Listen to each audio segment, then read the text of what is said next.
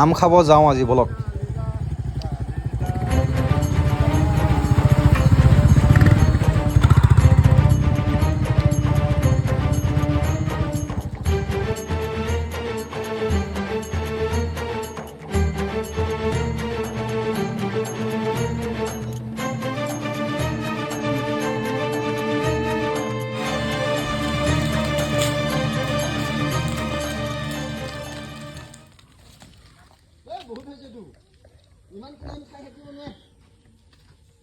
আম পাই আনিলোঁ, পাই আনি এতিয়া নদীত ব্ৰহ্মপুত্ৰ নদীত ধুব আনিছোঁ, ধুই পিনি খাম আৰু এয়া। নদীৰ পানী পবিত্ৰ ব্ৰহ্মপুত্ৰ, তাৰ কাৰণে ইয়াতে ধুব আনিছোঁ আমকেইটা। ইয়াত ধুই খালে বোলে পুণ্য হয়। আটা বনাই আছোঁ আম মানে খাবৰ কাৰণে, ধুবৰ কাৰণে। ইয়াত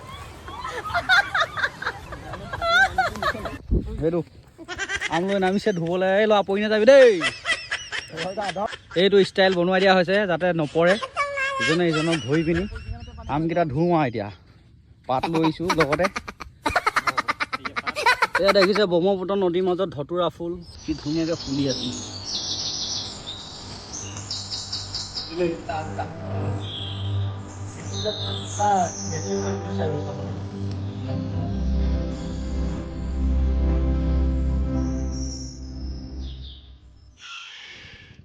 এয়া আমাৰ ৰৈদে আম গুচাই আছে, তাৰপাছত কাটিম আৰু এই ব্ৰহ্মপুত্ৰৰ নদীৰ মাজত আমি লাহেকৈ খাম। আপোনালোকে চাই থাকক দেই ৰাইজ।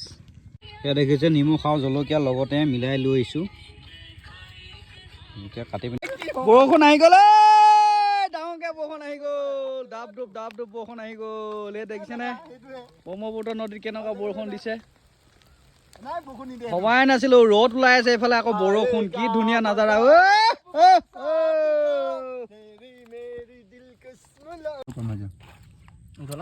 ৰেডি হৈ গৈছে ধুনীয়াকৈ জলকীয়া নিমখ লগাই টিপ টপ। এতিয়া খাম আৰু দেই ৰাইজ।